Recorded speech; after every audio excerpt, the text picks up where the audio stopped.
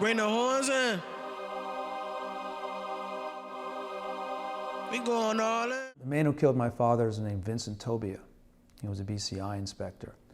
He and my father grew up less than 15 miles away from each other. They were about the same age.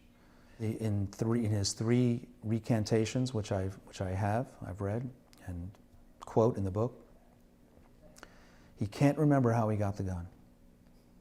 Somebody handed it to him on a catwalk. His story doesn't even make sense because he says that a trooper handed it to him and said that another trooper had lost a weapon. Can you imagine anything so absurd? Someone just dropping a weapon, deciding to leave it there on the catwalk. It's ridiculous. Then his story of how he spotted my father and how he ended up shooting at him. There are three different versions. The versions all contradict each other. In the first one, he claims my father had a knife and had exited this little bunker that was near Times Square and ran to the hostage circle and stabbed a bunch of hostages. This is all while tear gas is everywhere. And then ran back to the bunker, and that's when he shot him. So my father had the superhuman strength to withstand tear gas, run to the hostage circle, which was, I don't know, about 100 feet away. It's a good distance. Stab hostages, presumably while the other hostages just sat there and watched him, and then ran back to the bunker, and after which he was shot. So the only reason why that version of events didn't become the official record is because that was written on the same day as the retaking. And the next day it came out that none of the inmates who were killed, none of the guards rather who were killed by knife point. They were killed by gunpoint. So oops, that story doesn't hold up. So they changed it. The second version had a different version of events, and the third version had, each was a written date. The second version was written, I think, 4 days later, and the third version wasn't written until a year later after the Meyer Commission, because a lot of the guards were recalled to testify. So they wrote new versions of their statements. And they all contradict each other. And I quote all of them in the book. So the other thing is the forensics. I have a videotaped interview with me and Dr. Abbott, which if you really want a clip of it, I'll be happy to share with you. Maybe you can insert it into your documentary.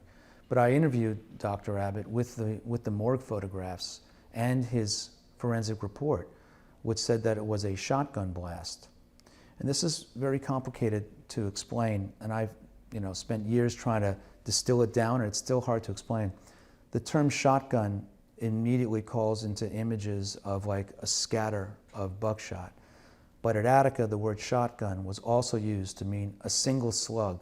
So they had two types of shotguns, two types of slugs used at Attica. One was your standard buckshot, the other was a single slug, and they both went into the same type of rifle.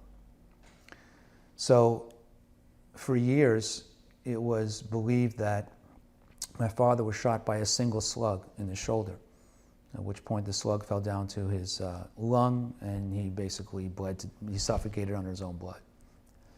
But when I got the morgue photos, there's clearly a series of entry wounds.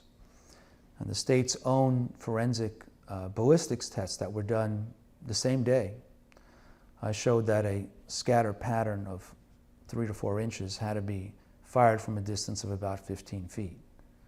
Well, all of his reports said he was about 60 feet.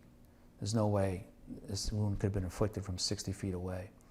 And it's convenient that he couldn't remember in any of his reports whether or not the gun he fired was a buckshot or a single slug, whereas no other guard had problems remembering. No other state policeman who entered the yard with a firearm had difficulty remembering that in their reports.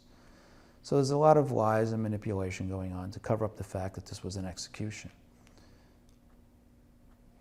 Why do you think he was never charged? No one was charged. Why do you think that is? Why do I think state policemen weren't charged? Because they were following orders. And then Judge Elfin created a legal model that made it impossible to charge them. I go into the lineage of how the case evolved as well in the book as well. And Judge Elfin made a series of rulings that made it impossible to charge individual guards.